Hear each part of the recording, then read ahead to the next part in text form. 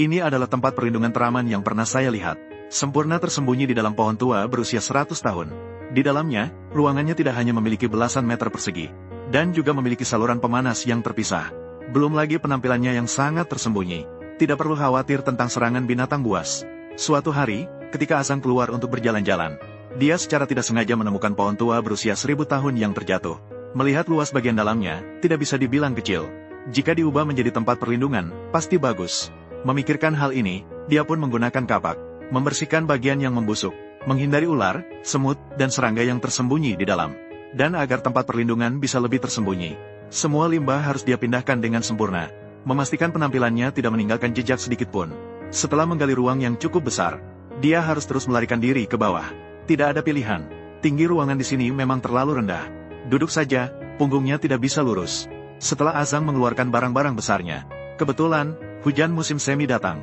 Dia hanya bisa berlindung di bawah sambil menghindari hujan, sambil menghaluskan sudut-sudut dinding, menunggu sebentar sampai cuaca membaik. Bagian dalamnya sudah menjadi sangat luas. Ruangannya terlihat setidaknya belasan meter persegi, dan juga, tingginya tidak masalah untuk berdiri tegak. Memang masuk dan keluar sedikit tidak nyaman. Untuk itu, dia juga pergi mengumpulkan kayu di dekatnya. Dia membuat tangga sesuai dengan ketinggian. Sekarang masuk dan keluar tidak perlu melompat-lompat. Azang yang puas.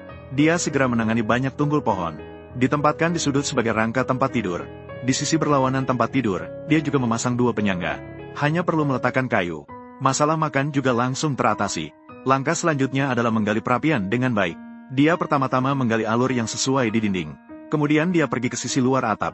Dia membuat saluran asap dengan lancar. Ini tidak ada yang salah sama sekali. Melihat strukturnya, sudah jelas bahwa efek pembuangan asap akan sangat baik. Karena bagian atasnya berlubang, Azang segera membuat lubang di sisi, dan juga membuat lubang asap di atas kepala.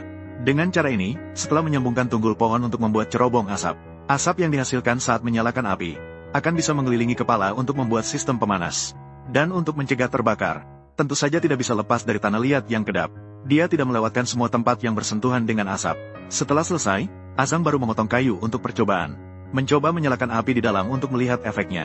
Kemampuan pembuangan asap ini pasti mendapat nilai sempurna. Dan asapnya sangat banyak. Juga bisa sekaligus mengasapi daging. Dalam waktu singkat, dia bisa menggunakan mesin pengering. Sambil menunggu, dia membawa batang pohon. Ditempatkan di bagian bawah sebagai bahan penyegel. Namun, agar lebih baik dalam menjaga suhu, harus lebih tersembunyi. Azang juga mencari lumut untuk menyamarkan. Setelah sedikit hiasan sederhana ini, penampilannya juga sempurna menyatu dengan lingkungan. Bahkan ambang pintu di depannya pun tidak dia abaikan, agar kenyamanan tempat tinggalnya bisa lebih tinggi. Saat ini, tempat perlindungan ini hanya kurang pintu besar. Azang juga tidak memberi dirinya alasan untuk bermalas-malasan. Dia dengan cepat membuat bingkai pintu menggunakan kayu. Mengenai celah pintu, dia menyisakan sangat sempit. Tujuannya adalah untuk mengisi dengan lumut.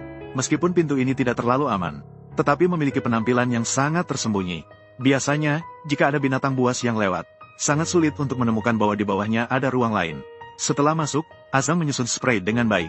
Kemudian dia mengeluarkan daging sapi yang dibawanya. Setelah dibungkus dengan kertas aluminium, dia meletakkannya di perapian untuk dipanggang. Dalam proses ini, dia juga mencampurkan tepung untuk membuat roti untuk dirinya sendiri, dan berbagai jenis lauk pauk. Makanan liar yang bergizi ini, di alam liar benar-benar bisa disebut hidangan kerajaan. Azang bahkan ingin menjilati piringnya sampai bersih. Setelah kenyang, dia berbaring dan beristirahat dengan baik. Keesokan harinya, ayam di cerobong juga berhasil dikeringkan. Azang juga menikmatinya dengan sangat baik. Tempat perlindungan ini sangat baik di mana saja. Hanya saja, tinggal sendirian terasa agak kesepian. Malam hari juga tidak ada yang bisa diajak bicara untuk mengurangi stres. Jika kamu biasanya merasa rendah diri dan gelisah, kamu bisa mencari seseorang untuk mengobrol. Jangan menekan emosi negatif di dalam hati. Secara diam-diam ada banyak teman lawan jenis yang bisa diajak curhat kapan saja. Dan mereka semua adalah orang sungguhan dari kota yang sama. Minat dan hobi terlihat jelas, nyata, tulus, dan dapat diandalkan.